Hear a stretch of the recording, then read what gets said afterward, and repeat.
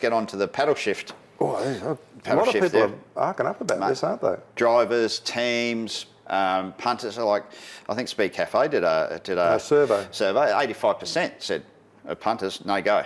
We don't want to see flappy paddles. Then the Supercars Fan Council was the same way. Yep. They were pretty adamant that they. So what I thought we'd do is grab a couple of your Toyota 86s. Yes. I haven't been behind the wheel. So you're the instructor, because that's what you do here with the 86s, your race school. Yep. I'll jump behind the wheel and we'll do stick versus paddles. Give me a rundown on it. Why stick is better for motor racing, all right? Yep. Let's get out there. All right, dude, we're in one of your Toyota 86s from the Norwell Race School. Yeah. This is your go-to tool, isn't it? It is the car, and they're a brilliant little car. And the reason we like these cars, Russ, is because it shows up the things you do badly. Okay. So we keep the grip level down low. Yep. And it basically is going to produce a race situation at a lower speed. So the problem's going to happen at 100 k's instead of 200 k's because we brought the grip level down, but it's going to apply. So this is going to demonstrate quite well what we were talking about. Yep. Gear shift versus paddle shift. Flappy paddle shift. Yeah. All right. So first we're going to jump in obviously the manual first, get our eye in. So I haven't been in a race car for a while, dude. Yep. So I'm going to be a little bit rusty. All right. Well, I haven't been in a car on a track for a while, so. You know, which is probably a good thing because I'm going to be a bit. I haven't changed gears for a while. Been driving around in a Ute with an automatic, you know. So, so first things first. Yeah, I just blame one on it, eh? Yeah, just bang a lap. All right. So my heel and toe is going to be a bit. So we're keeping the revs up. Going to be a bit average. So.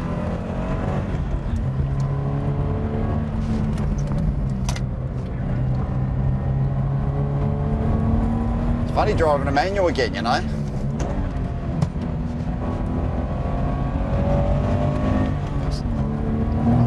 I'm not very tidy, dude, so. They're not very fast either.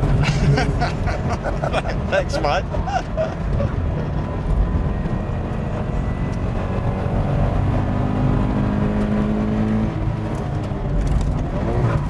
Oh, Jesus, what happened then? Well, your feet's got to do two things, right? It's got to brake, blip. Your right foot's braking and it's blipping. Yeah. When you blipped, you got too much brake pressure. Okay. The ABS came on. Yep. And made the car understeer. So in a race situation, you would have got inside front locking. You would have locked the inside front wheel up, and you would have ran wide. All because of the gear shift. So it all stemmed initially from changing end gears. 100%, Russ, because you had to blip the throttle, your brake pressure modulated, and you didn't have control of the brake pedal. Let's see if we can get it done a bit better. Yes, I'm still jerky on that. Yeah, that's when you roll your foot. So here's someone that should know what they're doing, but haven't been in a car for a while, haven't been driving a manual for a while. Yeah. Getting back into the rhythm again, it's like, oh, okay. So it's taken a while to get back in, isn't it? Mate, not easy. It's not easy. Anyone can get on the gas pedal and drive the car off the corner. That's very easy. Yeah. It's braking and turning and gear changing that separates the good drivers from the awesome drivers. Gotcha. Okay. All right. We've got three things going on. Yeah. Okay. So going into this one, so you want to get the gear change done early or late? Well, it depends on the situation. Yeah. Here? Well, I'd probably want it about now to help me with a bit of rotation because it's a bit understeery, this car. Yeah, well, that was better. Yeah, okay. Oh, you just do what you do, then I'll maybe have a drive and. Yeah, okay. All right. But for me, I like to keep that gear change as a tool. That's part of my armouring. Okay, like what, to help rotate the car? Help rotate the car. Okay. So if I've got understeer, if you use it there, it gives you some rotation. And what about where you let the clutch out? Well, that's up to you when your left foot, isn't it? Yeah, okay. So you can either be jerky with that movement or bleed that movement like you would a brake pedal or a throttle. Yeah. If you want a slight bit of rotation, bleed off the clutch. If you wanted to aggressively rotate the car, jerk off the clutch. Okay, so use it as like a handbrake. to get the thing tipped in. That's what you're doing. You're using that as a rotation of the back axle. Using that gear change as that. And okay. All right. Let's have another stab in this corner.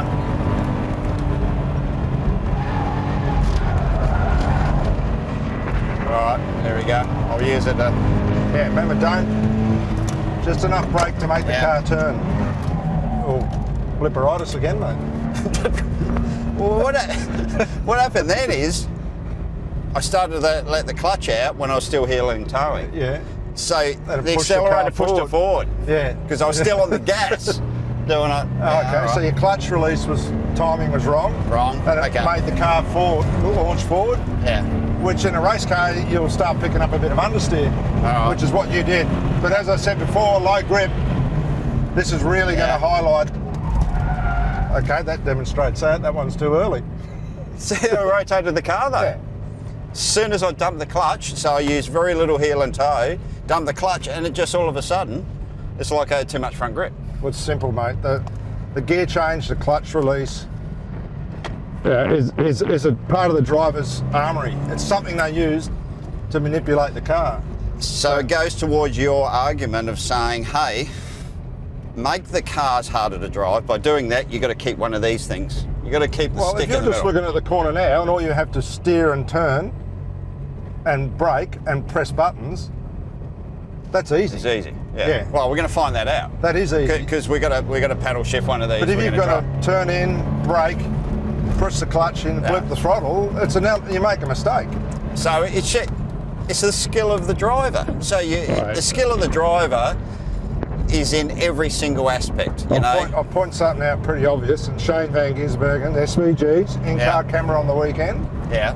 If you looked at his gear changing and his clutch release in that wet weather race, was right into the late phase of the corner, and you could see his foot just bleeding off the clutch. Just bleeding off the clutch. So it doesn't lock the rears in the wet? It doesn't lock the rears. Okay, all right. Okay. Technique. Yeah, he's one of those guys that uses that as part of his driving intellectual property to manipulate the car. All right, we'll have another go. There you go, that's beautiful, Rush. Nice, mate. Okay, gotcha. There you go. Get the flow going. This is an easy corner because you don't have to change gears. How much easy is that? There's no gear change. I feel like Lewis Hamilton through that corner. This one will be harder because you've got a gear change at the turning point. You're turning and change. That's smooth, Russ. Right, okay, all right. I'm getting it. I reckon you've got it.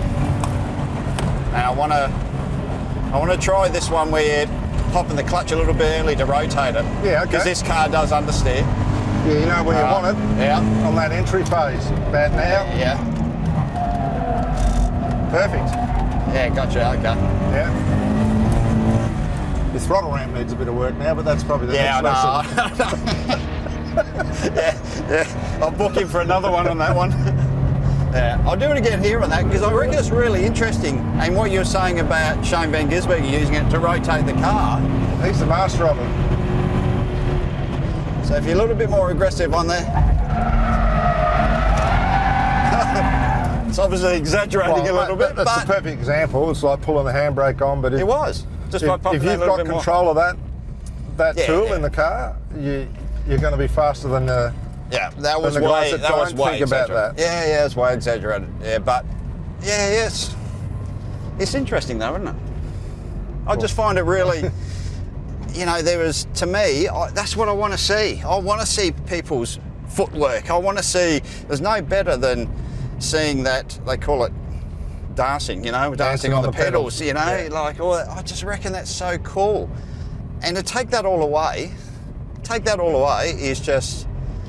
To me, it's ludicrous, but look, you've got a paddle shift one. Let's jump in the paddle shift. Yep. And see the difference. You teach me around on the paddle shift version of it, right? Yeah. Okay, and then we'll see the difference because I want to see the visual difference between the two. So, let's jump in that. One's a race car and one's a car you drive, isn't it? Well, yeah, exactly right. All right, let's jump in that. Let's go have a look. All right, dude. Now we're in the flappy paddle 86. Yep. What do you use this one for too at the race course, by the way? It's for guys in Porsche Cup GT cars that have lost the art of using a manual transmission and they don't really need to use it. So Okay, all right. you find that people that are racing cars with paddle shift, Yeah. when they go back to a manual shift, they really struggle. So if it's something they don't need to worry about anymore, we just put them straight in a car with paddle shift. Yeah, gotcha. Okay. All right, so you got the bases covered here. Yeah, and you can teach left foot braking and all those other techniques. Straight away, it's like I'm driving down the shops. So this is assisted shifting. Yeah. It's going to rev up for you.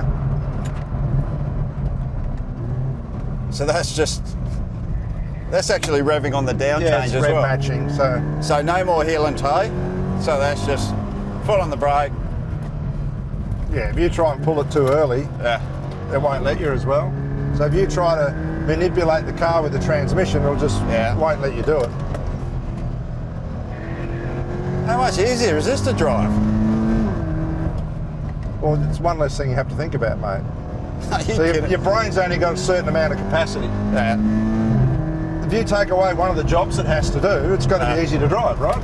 Oh, mate, this is like driving down the shops. Yeah, well, you've raced a GT car with paddle shift. But the difference with something that has got no aero, and you saw how precise you It wouldn't let you do it. No. Yeah. Okay. So it's telling me what? Yeah. Still too high, too much road speed. Yeah, which it has its place.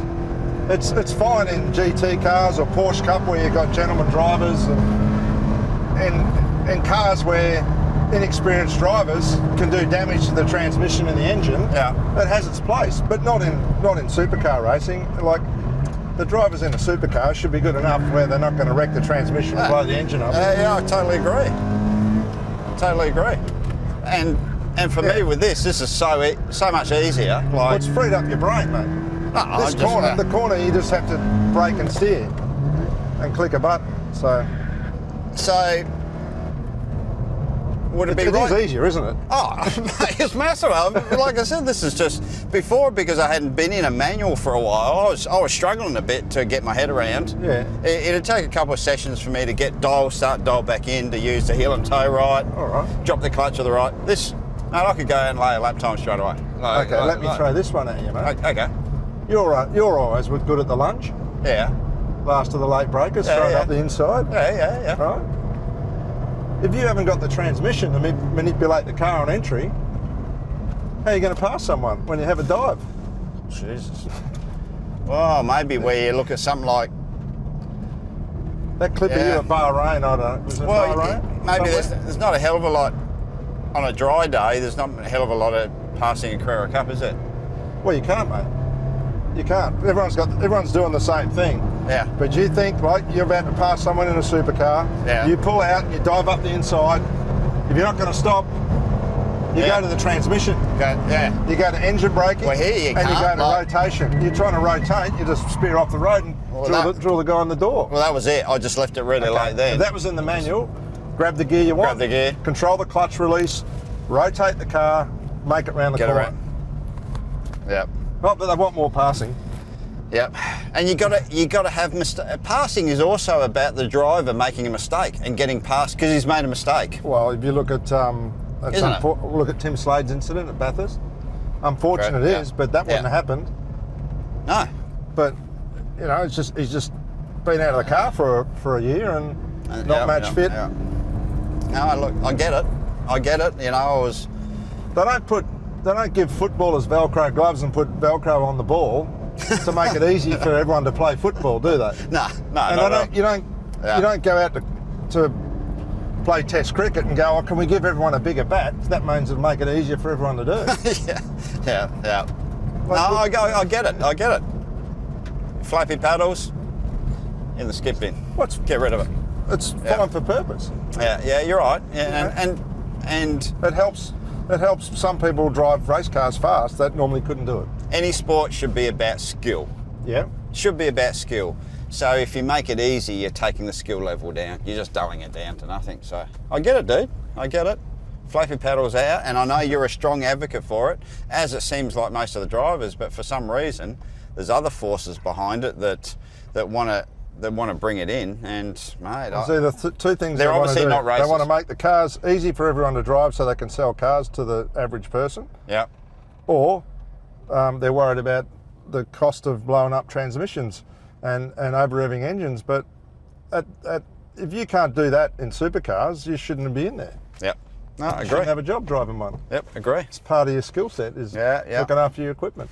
Keep it simple, stupid. All right.